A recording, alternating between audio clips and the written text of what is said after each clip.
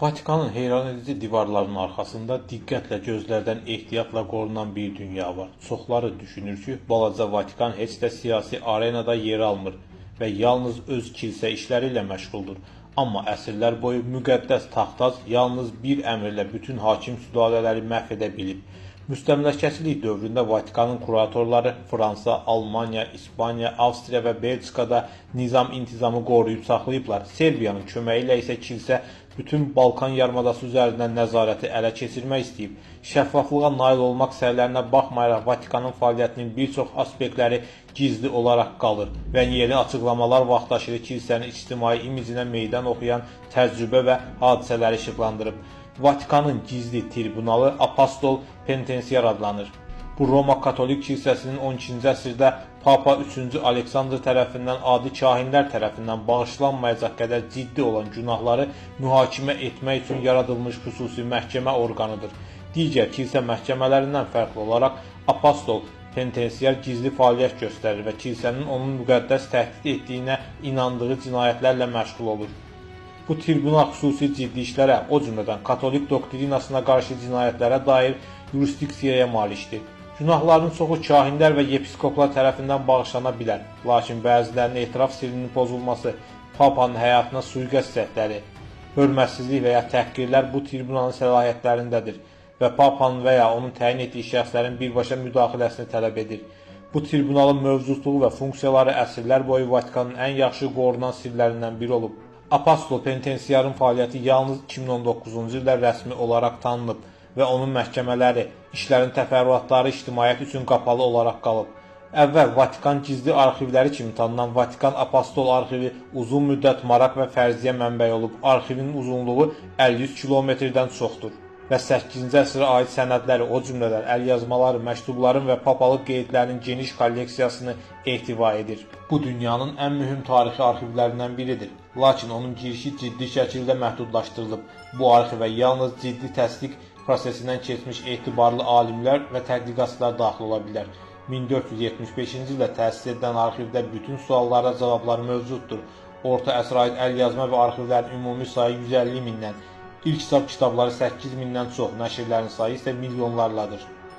Arxivlər inkvizasiya, məbəd cəngavərlərinin məhkəmələri və 2-ci Dünya müharibəsi kimi mühüm tarixi hadisələrə, xüsusən də Papa 12-ci Piyin Vatikanın nasist Almaniyası ilə mübahisəli əlaqələrinə aiddir. 2019-cu ildə Vatikan arxivlərinin adı dəyişdirilib və özəl mənasını verən latın sözündən istifadə edilib.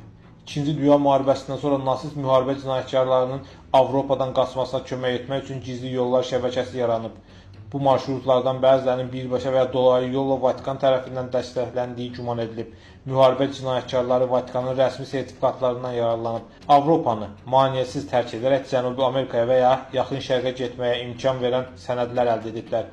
Bu yardımın qəsdən olub-olmaması hələ də müzakirə mövzusudur. Bütün hallarda 1933-cü ildə Almaniya kansleri Vatikanla konkordat imzalayıb.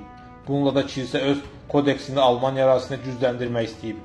Adolf Hitler isə nasist sosialist dövlətinin kilsə tərəfindən tanınmasını planlaşdırıb. Papa Fransis Vatikanın bu dövrə aid sənədlərini ictimaiyyətə təqdim etmək üçün məxfilikdən çıxararaq şəffaflığa doğru bir addım atıb.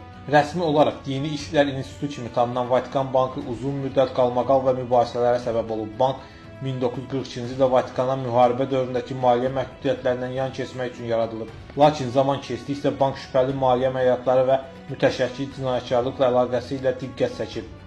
Dini İşlər İnstitutunun nüfuzlu bir qurum kimi reputasiyası getdikcə pisləşib və korrupsiya, çirkli pulların yuyulması, cinayət şəbəkələri ilə əlaqə iddiaları ortaya çıxıb. 1982-ci ildə Dini İşlər İnstitutu ilə sıx bağlı olan Mərkəzi İtaliya Bankı olan Banco Ambrosiano'nun dağılması Vatikan Bankı ilə əlaqəli ən məşhur fırıldaqlardan biri olub.